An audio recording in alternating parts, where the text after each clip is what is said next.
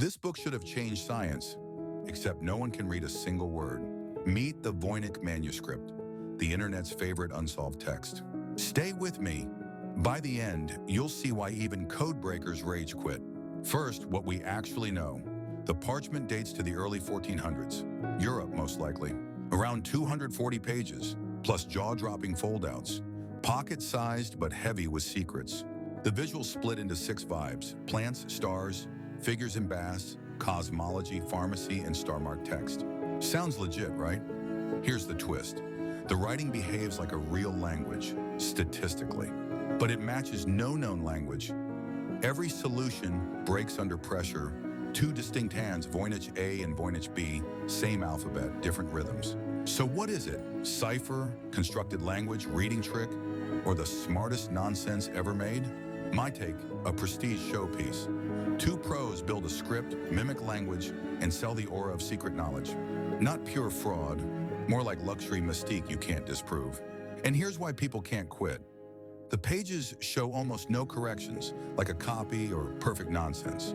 If you want the moment that hooked the experts, watch the foldout at the end. Keep watching. The deeper we go, the stranger it gets. Picture Europe in the early 1400s, very likely northern Italy, where quiet workshops turned sheep, calf, or goat hides into precious parchment, the blank hard drives of their age. From those skins came leaves so valuable that artisans scraped, dried, and burnished each sheet with near-religious care, until the surface glowed faintly like ivory. Not long after, someone, perhaps not one but 2 steady hands, took up a quill and ordinary ink and began to pour a river of symbols across the pages from front to back. By the time they stopped, roughly 38,000 words had been laid down, flowing so confidently that it feels like language, except no one can read a single word. Physically, the book is compact, about 16 by 23 centimeters, roughly 6 by 9 inches, yet a chunky 5 centimeters thick, a small brick built of secrets. You get around 240 pages to leaf through, though the count shifts depending on whether you treat the dramatic foldouts as single pages or whole unfolding worlds. Most leaves carry illustrations, plants, circles, apparatus, and the drawings sit beside the writing like clues, as if the pictures know what the text refuses to say. The alphabet itself seems to hold between 23 and 40 distinct shapes, depending on how you judge ornamented variants and those curious fusions that look like 2 letters welded together. Some characters may simply be dressed up versions of others. Some might be ligatures invented to save space or signal rules. Either way, the system feels deliberate, not accidental.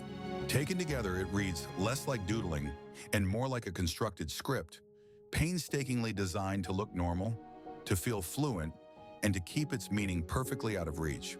The manuscript breaks into 6 visual worlds, each with its own logic, as if the book changed disciplines every few pages. First, botany, 130 pages, with 113 plants no one can name, drawn with the care of a field guide from a world we never visited.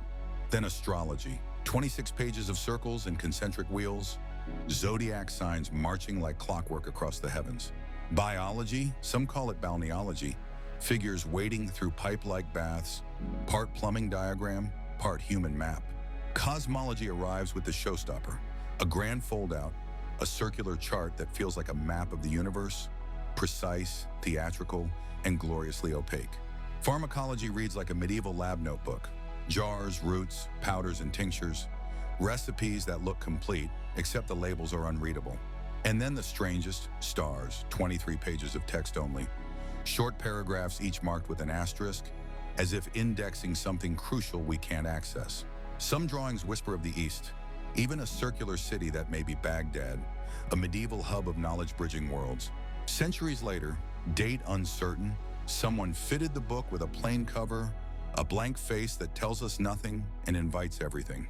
Later still, another hand added color to the drawings, carefree washes that don't match the original discipline, like a voice chiming in long after the author was gone. In the 1500s, the book passes to John Dee, England's star astrologer. He quietly numbers the pages in the upper right, as if staking a claim on a riddle. Dee later sells it to Holy Roman Emperor Rudolf II, telling the emperor it's by Roger Bacon, the medieval friar often credited as a father of the scientific method.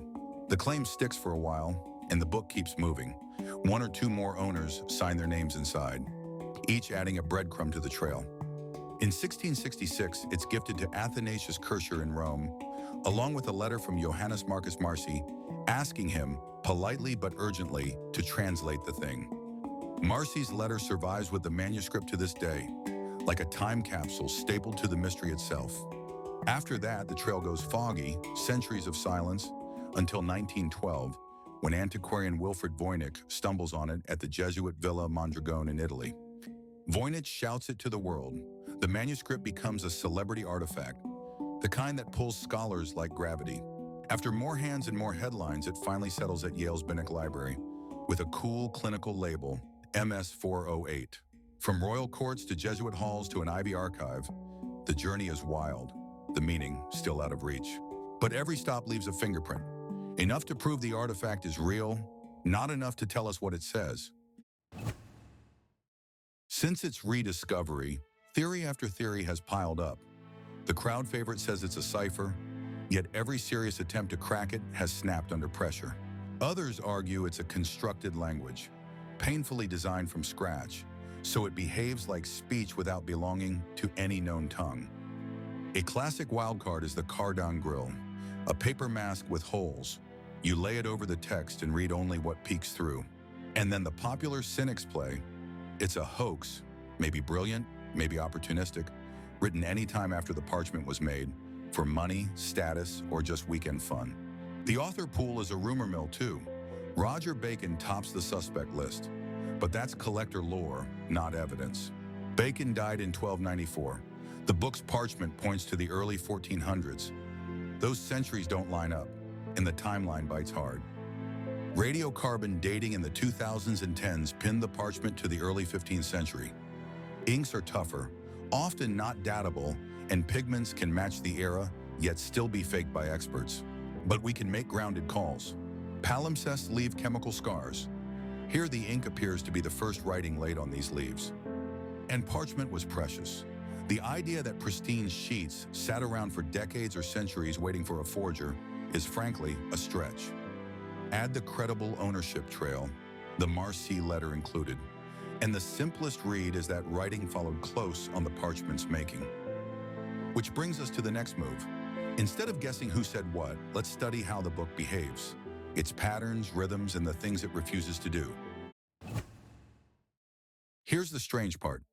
There are virtually no corrections, no crossed out lines, no cramped words squeezed to fit the margin. If this were an original draft, you'd expect slips, tiny fixes, spacing hiccups, but the pages behave like they knew the word count in advance. One obvious explanation, it's a copy, maybe even of Roger Bacon, where a scribe laid everything out with a model in sight, so no edits were needed. That fits other signals too. The flow looks like one or two people copying in long, disciplined sessions. But then comes the sharper theory. Maybe the text is deliberate nonsense, so polished that it never needs correction and never risks running out of space. The problem? If it's nonsense, it's masterful nonsense. Letter frequencies, word lengths, and position rules behave eerily like a real language. Decades of computer tests have tried to read it and failed. Yet the metrics keep whispering, this is language-shaped. Patterns deepen inside the 6 sections. Pages within the same section resemble each other more than pages across sections, as if topics drive vocabulary.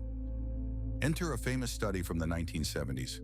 Prescott Currier split the book into 2 languages, now called Voynich A and Voynich B. He warned language might also mean different topics, ciphers or dialects, but the handwriting changes too. 2 distinct hands using the same alphabet. Each page commits fully, it's either A or B, no page mixes the 2, so the book switches modes by the leaf, not line by line. The biology and stars sections run in B, the rest in A, with botany holding a few pockets of both, yet not randomly shuffled. Binding matters. The manuscript is built from bifolia, sheets folded to make nested leaves, and each bifolium stays loyal to A or to B. That hints at planning and teamwork. 2 scribes, 2 workflows, Swapping stacks rather than lines, less chaos, more intent. Whether copy or constructed script, the architecture is too tidy to be casual. The book is built to look natural, read fluent, and stay sealed. Here's my favorite and most persuasive take. In the early 1400s, a professional, maybe a physician, astrologer, or alchemist, needed proof of rare learning from far-off centers of knowledge. He commissioned a scribe, likely two, to build a showpiece, cross-disciplinary illustrations, and a script no one could read, so he could claim any source he wanted. The pair designed an alphabet, mimicked the rhythms of language, and spun convincing gibberish, polished enough to impress clients and even colleagues. The result is prestige marketing, medieval style, the aura of secret knowledge you can't verify, only admire. Think of a healer's white robe, a guru's wall chart, or a mail-order doctor title. Different century, same psychology. And no, it isn't pure fraud. It's a carefully engineered object whose text is, paradoxically, pure nonsense by design. That's why it works. The book is unfalsifiable theater. You can't prove the claims wrong, so the mystique keeps selling itself. Could we be wrong? Absolutely. New tools might reveal a different purpose someday, and I hope they do. But right now, this prestige prop theory stands as well as any, a masterpiece of form whose meaning is intentionally out of reach. If this chase fascinated you, stick around. Tell me which page bewitched you most and what theory you're brave enough to defend.